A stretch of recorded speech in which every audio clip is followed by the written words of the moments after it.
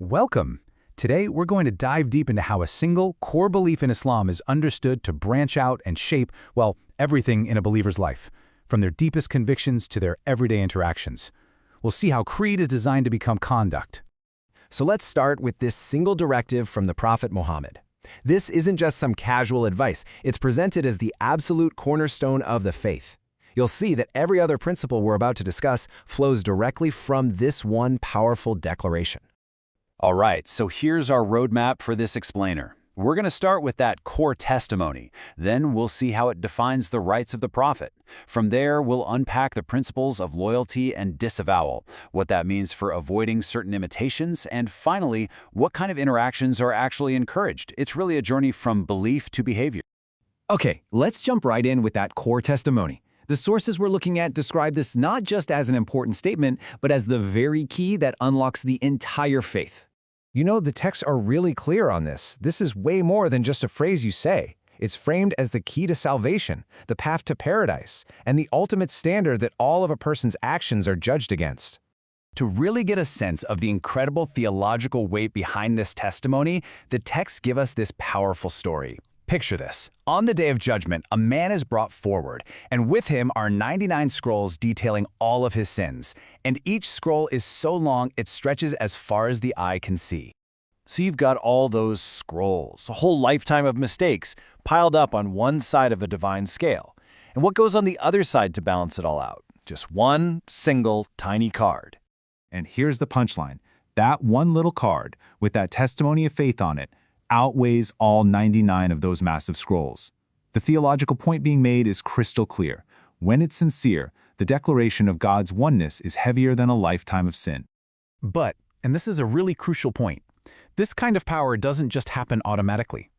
The texts are very clear that for the testimony to have this weight, it has to come with certain conditions.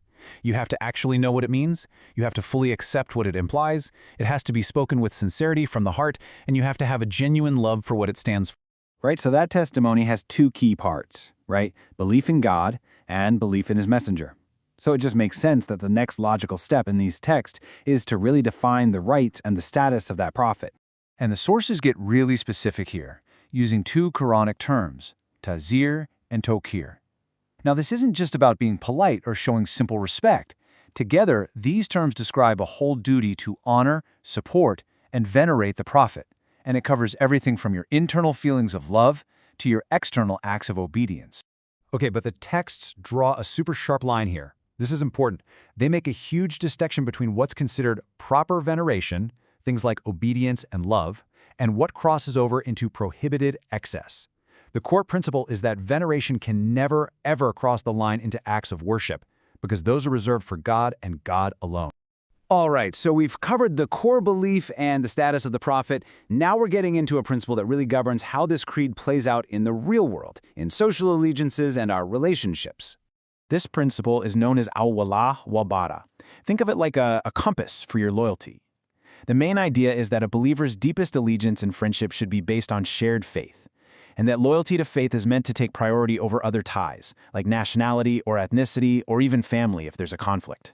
And this quote from the classical scholar Ibn Aqil, wow, it really just cuts right to the heart of it all. What he's arguing is that the real test of someone's faith isn't how packed the mosque is, it's about where their loyalties truly lie when things get tough. So, building right on top of that idea of loyalty and disavowal, the texts spend a lot of time talking about maintaining a distinct religious identity. The technical term here is tashabuh, basically imitation, and the big concern which comes from the prophetic saying, "Whoever imitates a people is one of them," is really zeroed in on adopting the unique religious rituals or identity markers of other communities. So, what does that actually look like day to day? Well, the texts lay out some pretty clear boundaries. For instance, they specify that Muslims should celebrate their own two major festivals, the Eids, and avoid taking part in the religious festivals of other faiths.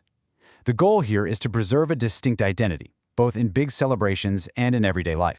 Now, hearing all this about distinction and disavowal, it obviously brings up a huge question.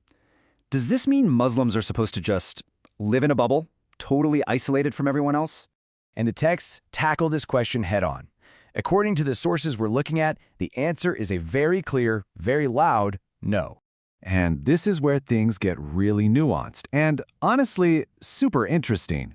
The sources are just full of examples of interactions that are perfectly fine, even encouraged. There are accounts of the Prophet maintaining good relationships with non-Muslim family, visiting a sick Jewish neighbor, and doing business with non-Muslims. The key distinction being made is that the prohibition is on religious imitation, not on basic human kindness, justice, or civil engagement.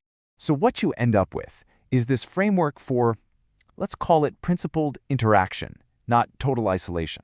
It draws a really clear line between permissible, everyday kindness, like trade or helping a neighbor, and prohibited religious acts, like taking part in another faith-specific rituals. And really, the guiding principle for this whole approach is often summed up by this key verse from the Quran.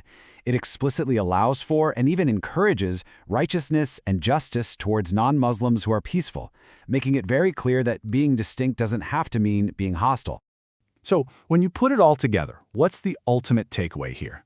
The model these sources present is really this dual concept. You have a strong, distinct, theological identity that is, at the same time, designed to coexist justly and ethically with the wider world. It's about having clear boundaries, not building walls. And that really leaves us with a question that, so many communities of faith are wrestling with today. How do you maintain a unique identity, one defined by your foundational texts, while also navigating the complexities of a modern, pluralistic world? Understanding the internal logic of frameworks like this one is a vital first step. Thank you for joining this explainer.